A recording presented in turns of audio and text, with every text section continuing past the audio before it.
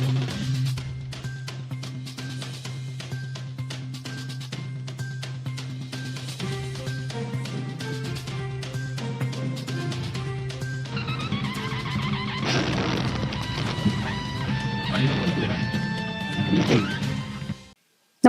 आपण पाहता Hirkani news. Hirkani news प्रत्येक क्षण ताज्या घडामोडी आणि महत्त्वाच्या प्रत्येक बातमीसाठी नेहमी तत्पर. कुरुंदवाड्यात सोमवारी राष्ट्रीय गोमाता सन्मान दिन, गोसंवर्धनाचा संदेश देणारे विविध कार्यक्रम.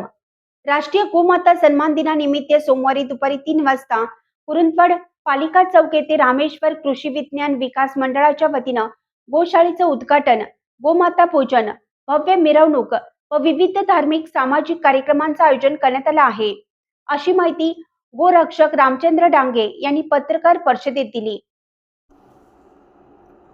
गोशाळेचे उद्घाटन महाराष्ट्र विधान परिषदेचे सभापती राम शिंदे यांच्या हस्ते होणार असून उच्च व तंत्रशिक्षण मंत्री हसन मुश्रीफ यांच्या हस्ते गोमाता पूजन व माजी आमदार प्रकाश आवाडे यांच्या हस्ते स्वागत कमानीचे उद्घाटन होणार आहे.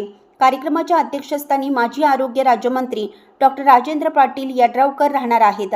यावेळी आमदार सदाभाऊ खोत, आमदार अमल महाडिक, आमदार अशोकराव माने, आमदार शेखर मुदडा, आमदार राहुल आवाडे, महाराष्ट्र राज्य धनगर समाजाचे अध्यक्ष घनश्याम बापू हाके तसेच लोकनियुक्त नगराध्यक्ष मनीषा डांगे यांची प्रमुख उपस्थिती राहणार आहे.